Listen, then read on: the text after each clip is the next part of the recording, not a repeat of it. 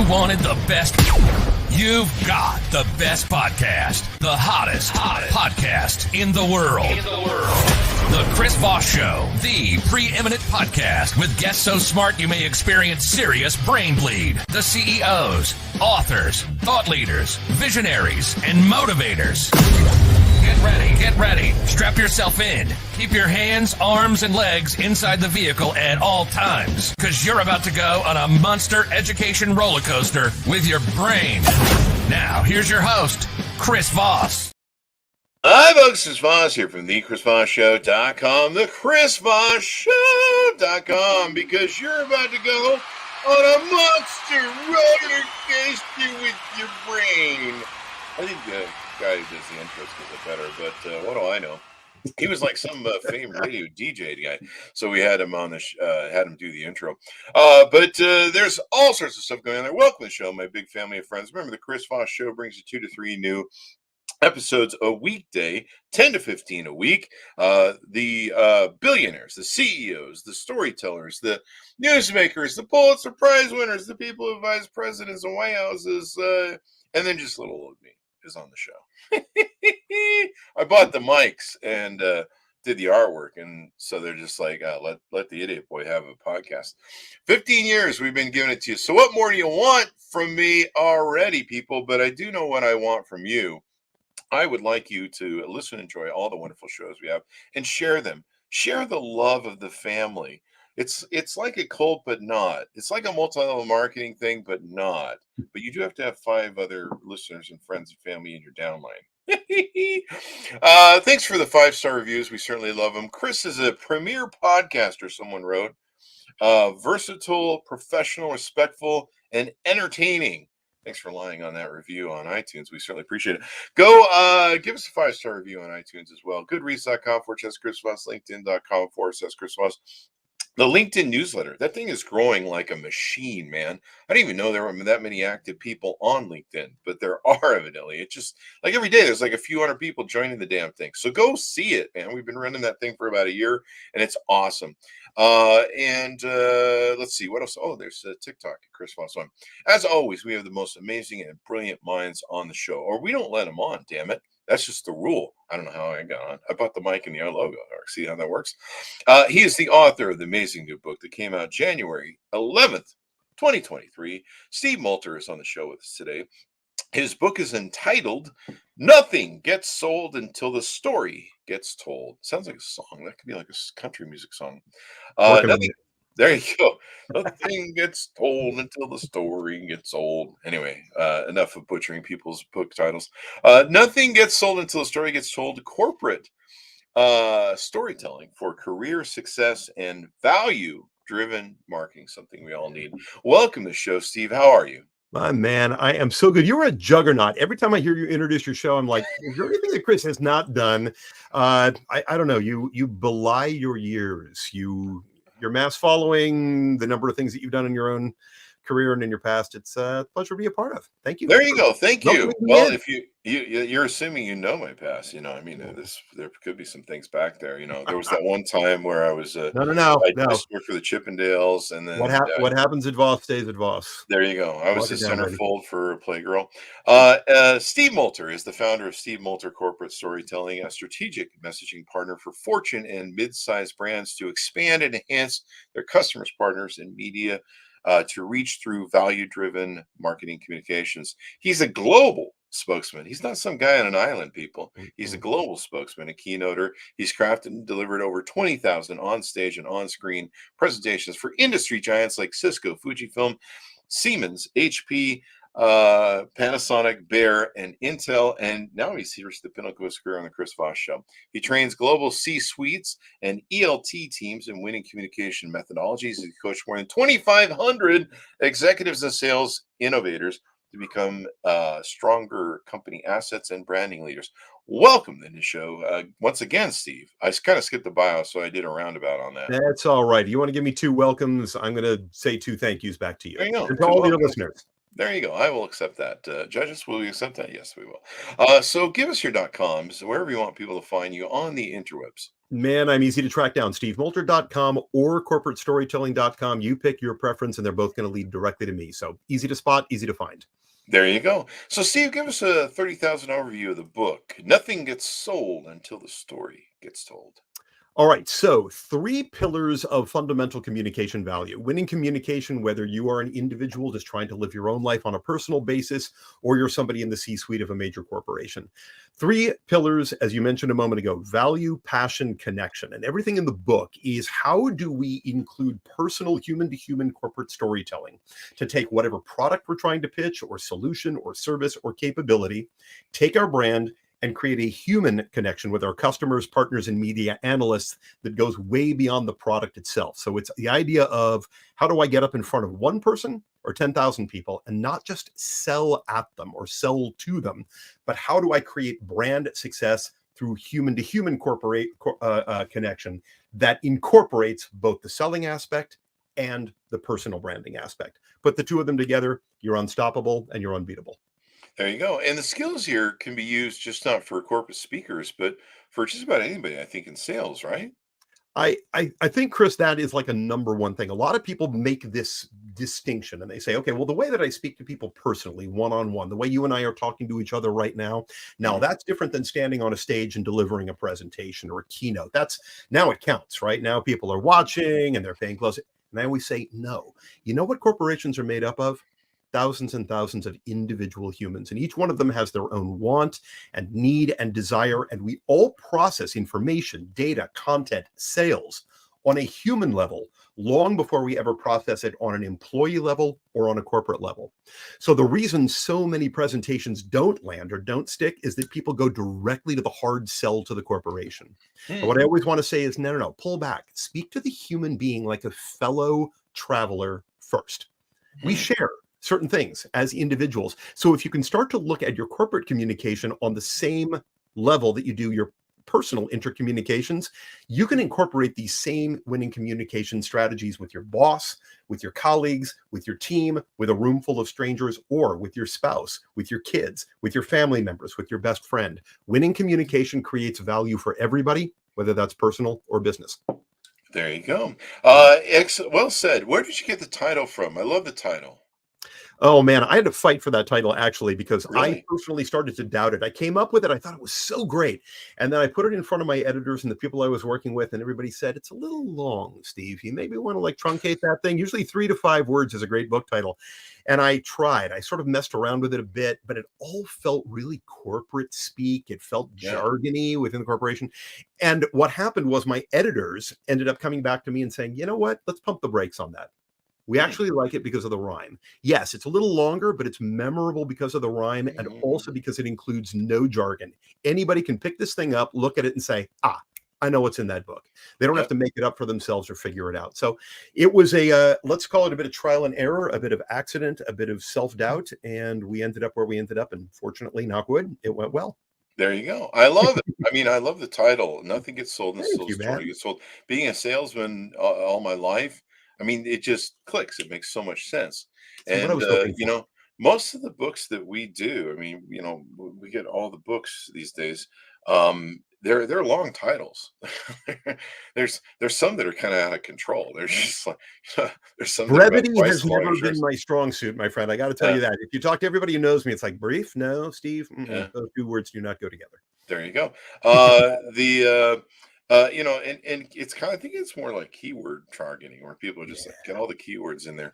That Um, subtitle, by the way, that subtitle is so keyword heavy, right? Corporate mhm. storytelling for career success and value-driven marketing. That's where we shoveled all those keywords in there because we couldn't get them in the title, so we shoveled them into the subtitle. Shovel them in. There you go. So give us a little bit of your history, Steve. Let's let the audience get to know you a little bit more better, and they can get personal with you. They can sit down by the fireplace and pour up a drink and tell us about your origin story and how you got here. As long as they're pouring me a cocktail, I'm right there with them. Sure. So What are you drinking? totally accurate. You know what? Normally, if I was cocktailing with you right now, I've become a sidecar guy of late. I Mm, rediscovered the sidecar. there I you was go. on an event out in Las Vegas, and I went into Delmonico's with the client, and I said, "Yeah, I don't know what I'm in the mood for." And the bartender said, you ever had a sidecar? And I was like, I think I did like 25 years ago. Try a sidecar. And I guess Delmonico's sort of single-handedly brought the sidecar back. It was popular at Really? the same time the Martini was. The Martini never fell out of favor, and the sidecar totally fell out of favor. And about 20 years ago, I guess the sidecar started to make a return. And man, I've fallen in love. And now it makes me wish I have water, Chris. This is unimpressive. You at least have a nice coffee mug. I don't even have that to show for it. Actually, it is impressive. I think it's good that It's in a jam jar. Does that help with anything? Yeah, that's. I mean, that's elegant enough. I mean, I'm drinking wine in a stupid old coffee cup, but these days, you get old. You gotta hydrate. You gotta hydrate. Damn it. Hydrate or die. So let's get into this. You're dodging the question, I think. Yeah, you're right. I did, didn't I? All right. So my background, it's actually, it sort of flows from exactly where you would think. I spent the first 30 years of my life as an actor. So I grew up as an actor. I was doing on-camera work. I was doing a combination of advertising and television, a little bit of film work, and a lot of stage work. Trekked all over the U.S., ended up in Chicago, which is where I live to this day. And this is back when I was about 26 years old. And I met the woman who I ended up marrying. Mm-hmm. And at the time, she was an actor as well, but she had started doing, in 1991, this thing called corporate theater. That's what they called it at the time. Oh. And it was still standing on a stage. Somebody gives you a script. You're going to represent the brand. And we used to be called ringers back then as well. You would hear that term. Of a corporation would say, well, our engineers, our developers, our designers, not the best communicators, brilliant at building software or hardware or medical devices or printing presses or whatever it happened to be, but not so good at telling the story about them. So we'd be brought in. And I did my first one in 1996 for Tivoli Systems, right after they had just been purchased by IBM. And all of a sudden, like everybody in the dot-com era, overnight gazillionaires.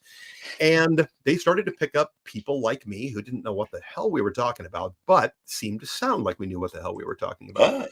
So I did one of these things, then I did another, then I did another. And about 2 years later, I woke up, looked at my girlfriend at the time, wife now, and I said, I'm not an actor anymore. She said, how do you feel about that? And I said, surprisingly good. And so it was totally accident. I would love to say that I had this epiphany and I came to it out of my sheer incredible quantities of skill and marvelous good looks and intellect. And it's none of those things. I accidentally was in the right place at the right time. And I at least was smart enough to take advantage of the open door when it was offered to me, along with the mentorship that was offered. And I seized it. And that's now been 27 years, which is hard to believe. There you go. And so you've been running your consulting or speaking agency business all this time? I actually kicked it off in 1998. So yeah, okay. We're 25 years into it here at this point. And when I first started, I was really I don't use just in a diminutive way, but I was just a speaker for organizations. They would bring me, I would come in the door, I would go to their events, trade shows, conferences, sales meetings, what have you, and speak about whatever was important to them at the time.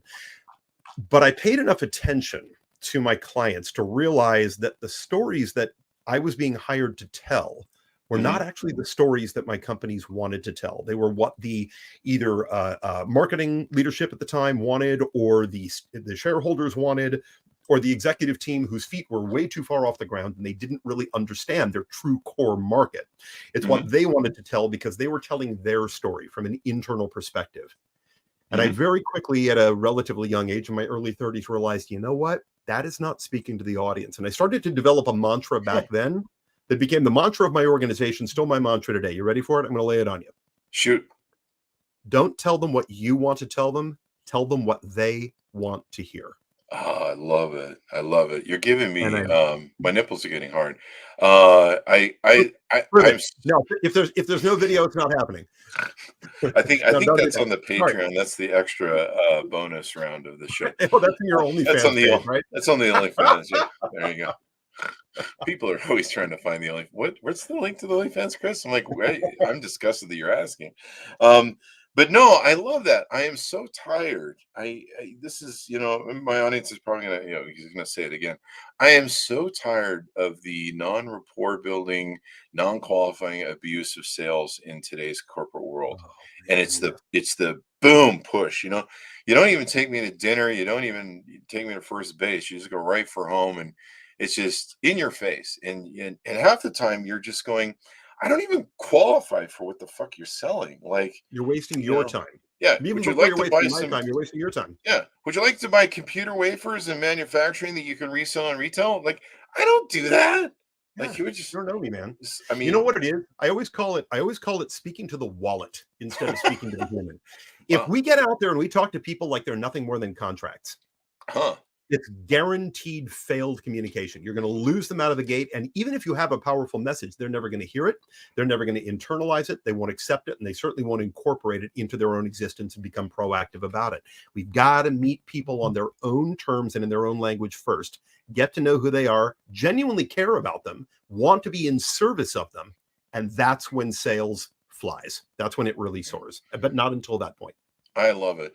Speak to the wallet. That describes my first 9 divorces.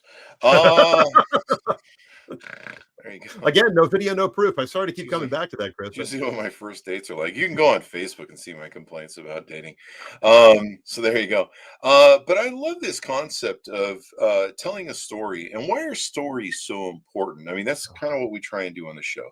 Stories to me are like a well, I don't want to shade your whatever your explanation is, but to me, stories are like the little lessons of life and kind of like an owner's manual.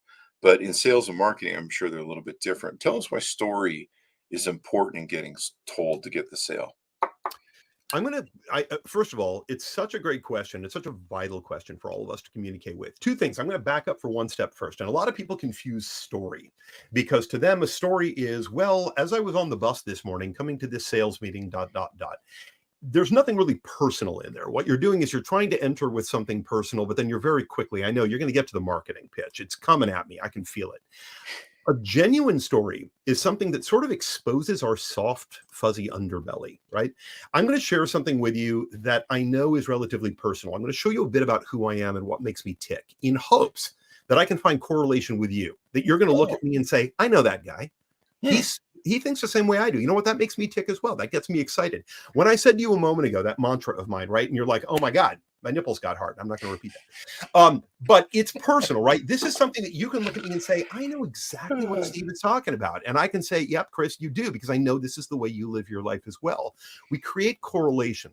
That's what a good corporate story is. And we hear a lot of failed corporate stories because they stay on the surface. They don't dig.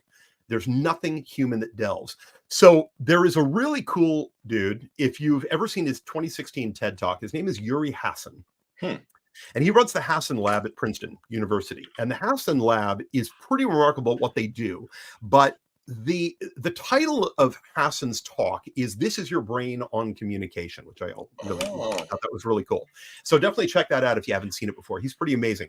But his concept is what we call brain coupling. It's natural synchronization. It's the idea that you and I know each other on some level long before we ever meet. We don't know each other's name. We don't know what we do. But what we know is we're both human beings who have human experiences. And my job as a speaker, as a communicator, is how do I find that correlation with you that gets you to say, I like this guy. I trust him. He's credible. I want to listen to what he has to say. I can't pitch you. I can't sell you. I can't market to you until you're ready to let me in. And it's why most marketing messages fall flat. So it's the basic idea of what Hassan says is we can get others to experience something that we ourselves have experienced based around a shared narrative. Look for what you have in common with your audience or things that might click with them or make sense to them. You immediately open yourself up. You expose a bit about your own pathos, ethos, logos, all of those words that we learned back in high school and college. You just expose enough about yourself to become a human instead of a pitch machine for your brand. And the minute you do that, your communication goes through the roof. It becomes so much more powerful and so much more valuable for your listener. You know, you hit the nail on the head, and you actually one of the formulas of the Chris Voss Show is how we sell people. We sell guests to the audience, and one thing we learned from our audience over the years is they will listen to the first 5 to 10 minutes of the show and decide if they're going to keep listening. And what they're usually listening for is, what is this guy about? What is he? You know, what is his thing? And then who is he? And so that's why we use the format of the show. I kind of sometimes get bored with the formulaic nature of it. And I wonder if our audience says, I hope they don't. And from what I hear, they don't. I think your 5-star reviews are saying all they need to say. Well, you know, I had to PayPal them, but don't buy reviews, people. That's the worst thing you can ever do. We've seen some podcasts that have like 5 episodes and like 10,000 reviews, and you're like, seriously? Right. Um, but what we do is when you come in the show, we go, okay, what are you about? And this they go, okay, I like this topic, and then we ask you to talk about your origin story, who you are, and that gives people a connection to you from what the stories you tell, and goes, I like this guy. He's like me. He's gone through maybe some cathartic journeys or some sort of thing in life. He's a human being who started out as a human being, and he found his way through the trials and tribulations of life, instead of just being like, hey, here's a glossed over golden boy who's just showed up and he's going to tell you how fucking great he is. That's Absolutely. my job. Look at failure. How much more fun is it to talk about our failures than it is Yeah, to talk about exactly. our Yeah. successes? Bore the living hell out of people. They're like, oh, good Yeah. for you. Your life is so grand. You make all Yeah. this money. You got all this power. Blah blah blah. Talk to me about where you screwed up. What did you do wrong? There you Because go. that humanizes us. Again, Mhm. it allows people to see there's no separation when I'm speaking. Okay, so if I'm on a stage in front of 4 people, or I'm on a stage in front of literally arena with 20,000 people in it, you know, one of the first things I do, I step off the stage. I leave it. And I go I walk around love with that. people. I go and I sit down next to people sometimes, like a free seat. You know what? I'm tired. I'm Mhm. going to sit down next to you. I'm going to do this next little bit sitting next to you because there's no separation. I am no better than anybody else in that room. It just may be that in that moment, I have got some information that can improve somebody else's life, that can empower them, make them more successful, give them a leg up, break down an obstacle or a barrier that they've been fighting up against, or I might be able to inspire them to take that next step toward their new successful reality. That doesn't make me any better. It just means I've got a bit of information today that you can use. Tomorrow, I get to be the one sitting out there listening to somebody else who may have that bit of information that makes my life better. We Yeah. serve one another. True winning communication is about service. It's not about braggadocio. It's not about how much I know and how little you know. It's how can I help, benefit, support, serve you. There That's you what go. it's all about. It was interesting to me, servant leadership. It was interesting to me. We had somebody on recently who was talking about how they spent like 2 hours or something with Bill Clinton. And I'm not getting into politics, people. We play it in the middle. Come on, stop it. Just listen to what I have to say. And I hear this a lot with presidents and people that have this sort of elegance. And he sat in a room. They were stuck there for like an hour or two, and so he was there with Hillary and Bill in an office, and they were just kind of waiting for something. I don't remember what the scenario was. And Bill the whole time was asking him questions about who he was. He wasn't saying, "Hey, I'm the president or I'm the ex-president and you should see what the hell I did over here," none of that.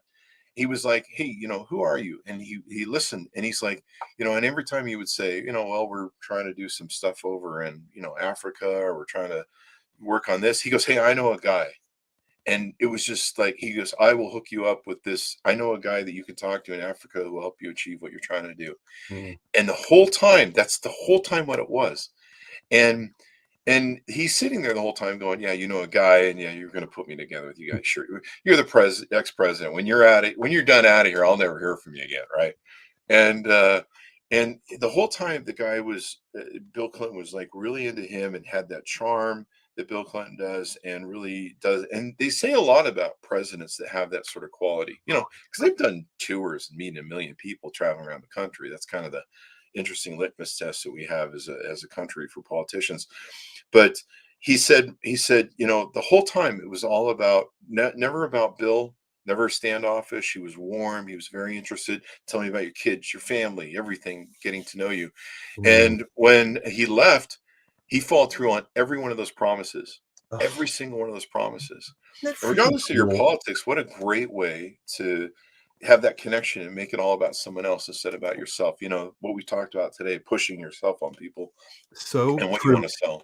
Can I share a story? I thought of like 3 stories while you were telling that story, which is Mhm. so cool. Um, I don't know if you've read Desmond Morris. Desmond Morris is a British behavioral scientist who specialized in concepts of dominance and submission. And we can think of all communication in terms of dominance and submission. At any given time, one person is going to be more dominant, the other is going to be more submissive. And in a good conversation, everybody shares that, right? Right Mhm. now, a moment ago, you were the dominant one. I was the submissive one. Right now, I'm Mhm. being the dominant. You're being the submissive. It's great. Perfect. Mhm. We Do I don't have have to to get, pay for this? we don't have No, to get creepy about it. No, it's an trust me, OnlyFans. We've already gone there twice in this episode. So it's a callback, Joe. But but it's the idea that charismatic leaders, right? What is charisma? Dave Stacoviak talks about this a lot in his podcast, right? In his business leadership podcast. What is charisma? Charismatic leaders tend to feel high inner status and demonstrate low outer status. At the same time, they are gifting their audience with high status. Meaning, Bill Clinton, we'll just use him as an example since you just brought him up. He's like, you know what? I'm the president. Do I need to get out there and tell everybody I'm the president or was the president? No, I don't. So how about if I diminish myself a little bit? And how about if I try to empower the people I'm talking to and give them higher status than me? So even though on the outside, on the inside, he knows he's high status. Let's not screw around here, right? Yeah. But he's choosing in his interaction with somebody else to demonstrate lower status and gift that higher status to his audience. It's brilliant. Same thing happened. Sorry to stay on the Democrat side. Again, no politics here, but I have a dear friend and colleague, Christian Galvez, over in Cologne, Germany. And Chris got a chance to interview Obama about 5 years ago. And it was like the highlight of Chris's career, that it was one-on-one, him and Obama on stage for 45 minutes together as the ex-president, but it was talking about the nature of the European economy. And he said an amazing thing happened at the end of 45 minutes. He had 12,000 people sitting in an arena in front of them. He said at the end, of course, he asked the final question. He thanked Obama. They stood up. The audience stood up and applauded. And he said Obama did an incredible thing. He didn't look out to the audience. He stayed with Chris. And the first thing he did is put his hands on Chris's shoulder while the audience is standing there and applauding and said, I really enjoyed that interview. You did such a fantastic job. Congratulations. This was loads of fun. I appreciated it. And then he turned to the audience. Wow. Most celebrities, what are they going to do? They're going to go right to give me the applause. I want that love. I want it on me. And Chris was like, holy crap, this guy, he took that extra time with me to make me feel. I've got the ex-president of the United States, and he took this time for this nobody German to tell me what a great job I did and to gift me with higher status. And I love that. I love that concept. So your story, it clicked into a third story that I don't want to dominate too much time in the conversation, but maybe we'll get to that story. I'll save it for a moment in case we accidentally end up there together. There you go. And this is what I love is worrying about the other people and not worrying about yourself. And there's kind of an ego. Is the problem that our ego gets in the way as to why we're trying to push selling something rather than worrying about what other people want? It's actually, here's what's interesting, Chris. I would argue that it's actually the other way around. Oh. It's that people are insecure, and it's the constant need to say, I belong here. I need to make sure that you understand how smart I am and how much I know, and that you never stop to doubt why you're in this conversation with me or think, you know what, maybe Steve doesn't bring a whole lot of value to the table, and maybe I wasn't wise to invite him on my podcast. I don't know if he's given much value. And because I'm scared of that, I'm going to overspeak and I'm going to prove to you, no, I'm worth it. And I think that's where a lot of that ego comes in, is people feel they're chasing validation from whoever they're speaking to. And a lot of speakers who get up on stage, I get the sense that's what they're doing. I need to make sure that none of you out there are wondering whether or not I know my shit. I want to make sure that you all know how amazing I am, and therefore I'm going to talk at you. I won't communicate with you. I'm not going to engage. I'm not going to encourage your participation and make it a conversation. I'm going to lecture you so you never forget how good I am. And it comes from insecurity, not ego. There you go. That's interesting. And maybe that's why people don't respect it, is because they see you're insecure. Maybe there's a little bit of suspicion, like, aha, you're full of shit, as George Carlin would say. Trying to talk your way out of this nonsense.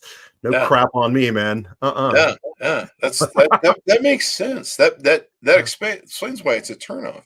People look to a leader for confidence, and there's more so to a quiet confidence than someone who has to go tell everybody, who they are and all that good stuff.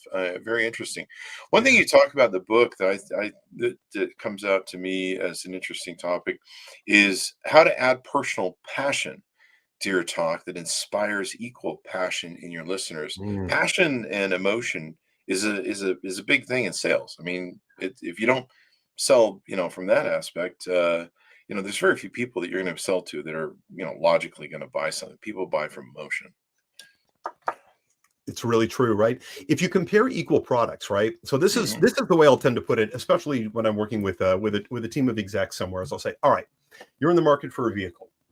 and you're going to choose between the equal lines of the BMW, the Mercedes, the Lexus, the Audi, the Infinity, right? Let's say those are your 5 cars that you're trying to choose between. And every one of those manufacturers is going to give you their white papers, they're going to give you their brochures, they're going to send you their website, and they're going to show you all of the specs, all the data, the metrics, the numbers, the measurements that show why their vehicle is the best vehicle. This is the problem with most sales, right? People get out there and they try to give you everything that's amazing about their product. And what the client, what the customer, what the audience is thinking is, yeah, you know what? Your competitor told me the exact same thing an hour ago. And your other competitor is going to tell me the same thing an hour from now. You've all got your reasons why you're the best. And it ends up leaving the customer in the dust, because what they end up saying is, I can't tell the difference between any of you. You all say yours is the best. You all make a great product. So you know what I'm going to do? I'm going to say, screw all that. I'm going to go on gut instinct. My dad was a BMW guy. I've always had nice BMWs. I'm buying a BMW. And everybody else is saying, well, why did we lose that sale? You lost it by not creating differentiation, by not setting yourself apart in terms of your communication. You weren't special. Therefore, what you're trying to sell isn't special. And when sales go that route, when sales just try to go on, here's how strong our company is, here's our market dominance, here is all of the amazing customers that trust us and want to work with us. And the customer is saying, well, guess what? Us is not them. You're not my company. How am I supposed to compare? So Apple is one of your customers. Congratulations. I'm not Apple. I don't have their budget. I don't have their numbers of people. I don't have their depth. I don't have their strength. How am I supposed to compete? And that's what you're showing me is a customer success story with Apple. Apple is not my story. Our job as communicators, how do I tell the other person's story? Not my story. How do I tell your story? Oh, Right? I love How that. about the tone that you set at the top of your podcast? I love the way you start your podcast. Chris, tell me why I love the way you start your podcast. What do you think now that There's you've a lot got of emotion in it. There's a lot of energy. There's a lot of passion in it. Yeah. Yeah. You're not bullshitting. You're speaking from the heart. You don't have it all scripted out. You're making it up as you go along. You're goofing off with your audience. You're having a good time with them. You're showing, dude, this is who I am. Like me, subscribe. Don't like me, go away. It's up to you. Yeah, But this is yeah. who I am. We go right out on the game plank. We improv every ramble. That's Some are differentiation. funny, some are not. But I think even when it dies as the comedy, they get the joke. They're just like, yeah, okay, he's doing There's a it. reason you're as big as you are and you have as many followers, is that people look at that and they say, hallelujah, a refreshing, honest, organic voice. It isn't trying to shovel anything down. It's just going to have fun with me. Hallelujah. That's what I want. Let's have fun together. You also change the way your guests, ideally, if you've got a good guest on your podcast, your guest is going to adapt to your style and methodology. Hopefully. How many total stiffies have you had in your program where they go, okay, I'm just going to talk to you and I'm going to tell you. We've had a few. They're good and people. you're like, come on, let's drag the story out, man. Let's talk to each other. Yeah. We're developing a shock system that we can shock them on the other side. But no, we have a pretty good writer, I think we send out. We just need people to read it. But yeah, I mean, you're right. Emotion is the key. It's Yeah. the key, man. It Yeah. so is. It really is, because you can sell. It seems like you can talk to anybody or almost sell anything with emotion. I mean, all my great salespeople always sold with emotion and understanding what that person wants to achieve and everything else. What some of the other aspects you throw in here, because I want to definitely pitch the book out to people: building brand identity skills into a better story for any audience. Is that where people get really lost? Is trying to bridge that gap? You're like, okay, so what is my brand identity, and then how do we make this, for any audience, any size, any topic, and how do we get the best story out of it? Sometimes the mechanics of your brand, and you're trying to figure out how do we turn this into a messaging and passion. So true, right, Chris? All right, so I'm going to actually go to another mentor of mine who I've never had a chance to meet in person, but he's amazing. So if you know Terry O'Reilly, Terry is he's a brilliant Canadian. He's one of the foremost marketing advertising professionals in the world today. He hosts an amazing podcast. If you've never seen his Under the Influence or heard his Under the Influence podcast, he's brilliant. But here's what Terry talks about all the time. Know what business you're in. And most companies do not know what business they're in. Most people are selling because they have to pay the bills. They've got to keep the doors open. They've got to keep their employees happy. They've got to satisfy the quarterly market share. They've got to make sure that their shareholders and their stakeholders and their executive leaders and their board are happy. So it all comes down to the money, and a client can smell that from a million miles away. Yeah. What they will always embrace is a brand that creates a story that connects to them. So, for Mhm. example, when people ask, well, what business, you ask people, what business is McDonald's in? Well, McDonald's in the fast food business. Absolutely not. McDonald's is in the good times, the happiness business, and in the real estate Oh, business. and the real That's estate. their real business. They know what it is. Miller is not in the beer business. Everybody thinks they're in the beer business. Absolutely not. They're in the friendship and party business. That's their Yeah. business. The beer just happens to lead to all those things, right? The And champagne of beer. the champagne of beers, baby. Uh, So, it's a party. that's right. Or was that Budweiser? Uh, I don't remember. I quit drinking a few years ago, so I don't remember any of it anymore. So now we know what's not in that mug of yours. There you go. No, There you go. no. We're too But the old for idea that of shit knowing now. your business. So a lot of what happens with a lot of corporations, and especially the larger they get and the farther from their founding they get away from why the business was built in the first place, right? Every good business, whether it's a one-man operation or whether it's a global brand which has 200,000 employees, they were all built initially for a reason. There was a gap in the market that the people who started this company said, I know what I want to do. I know what people are passionate and hungry for, and I want to fill that gap for them. I want to become their solution. And if Mhm. you're successful, thank heavens, now time starts to go by and you get bigger and bigger and you scale and you scale and you scale. And all of a sudden, those leaders who founded the company are no longer in charge of the company. And the corporation, the brand gets farther and farther from its meaning, its purpose. A lot of what I do is I walk in the door and I work with a CMO to say, why was this brand founded? What do you want? What did you want to accomplish? What was everybody super passionate and excited about back then? How do we get back in touch with that and start to tell that story, that human-based need story, as opposed to the please buy my product story? Whenever we make that shift, again, we're going to create a whole lot more success. And a lot of brands forget how to do it. They don't know what business they're in. They forgot why they started the business, and they're so busy selling product in order to keep the doors of the business open that they can't make the connections with their clients, their customers, those long-term relationships that we all know are what create real value and lasting success for a brand. There you go. So I'm sold. I love the book. I ordered it up. Let's get into what you do for your coaching, your training, and some of Mm. the different things. I'm looking over your website and taking a look at some of the stuff you do. Let's talk about what you do for people and what you can do for them if they're out there listening.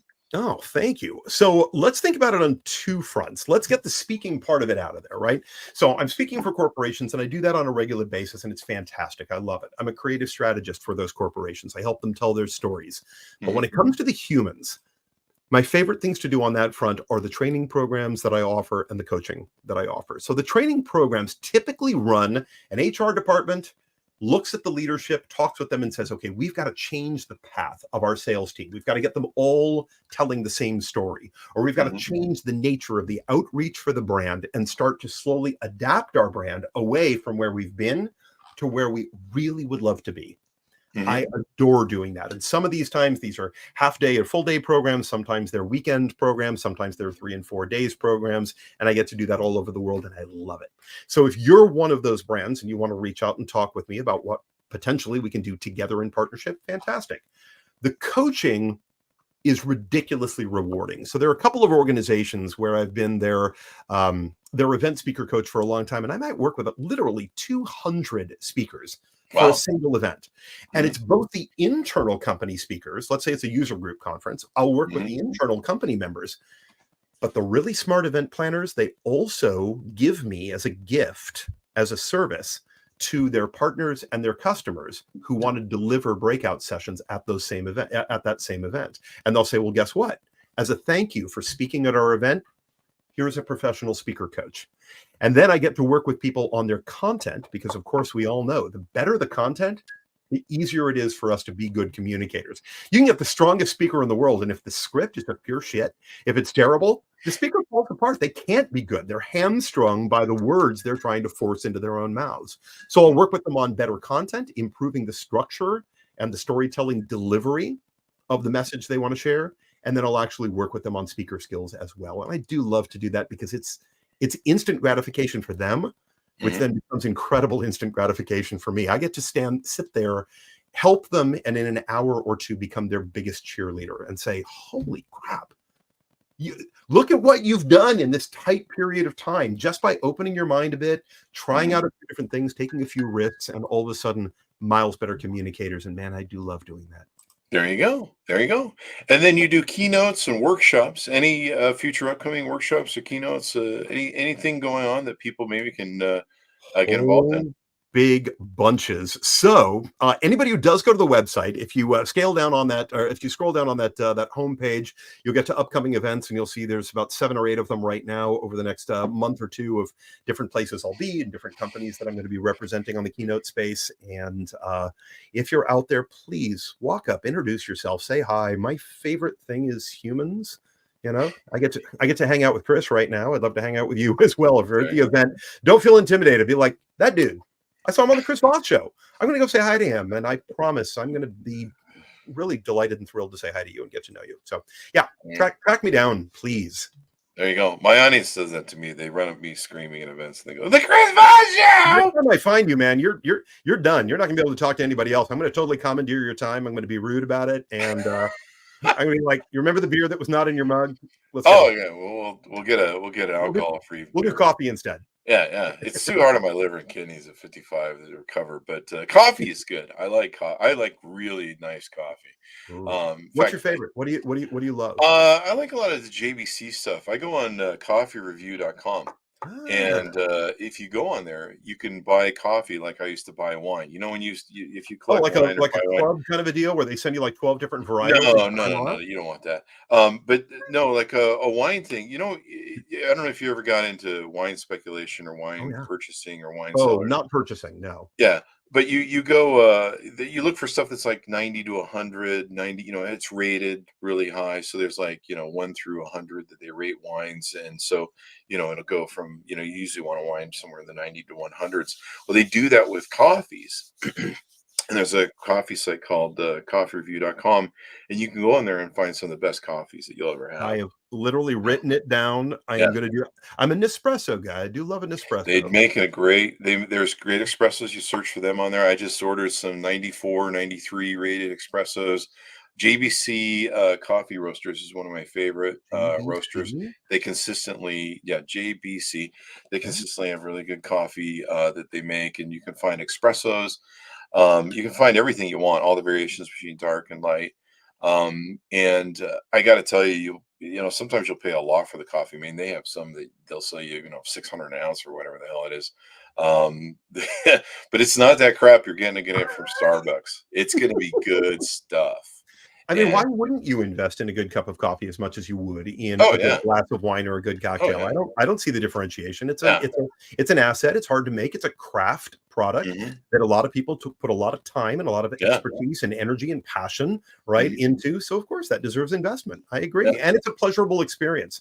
It is. You'll love yourself. You'll be like, why haven't I been drinking the Starbucks crap or whatever you're getting out of the corporate coffee pot? It'll change your life, and it'll just set everything off. So, Steve, as we go out, any final thoughts we haven't talked about? Final pitch to our audience as we go. I've got a freebie for everybody who's interested in doing it. I encourage you, please go and make it happen. So like I said, you can get to me at stevemulter.com or corporatestorytelling.com. If you go to corporatestorytelling.com/guide and then put in the code, all lowercase, SOLDTOLD23. So right off the book, Sold Told 23. You can download a free e-guide. It's called 5 Paths to Passionate Storytelling. And I wrote this thing to be like a really quick hit, easy 5 ways that anybody can instantly improve their public speaking, their corporate communication, or their person-to-person human engagement. There are 5 things. Doesn't matter what your job title is on your business card or how much money you make or your socioeconomic status or what event or sphere or sector you work in. Everybody can get benefit out of it. So go download that e-guide, put it to good use. And then if you want to sign up for it, every Tuesday I release an up level. It's called Tuesday Tips and Tricks, but it's these little short hits on, again, how you can become a better and more effective communicator. And I'd love to see you there as well if you want to sign up. There you go. And Sold Told 23, is that all one word or is there spaces between them? All one word, lowercase. So I just went from the nothing gets told until the story gets told and published in 2023. And I just went Sold Told 23. There you go.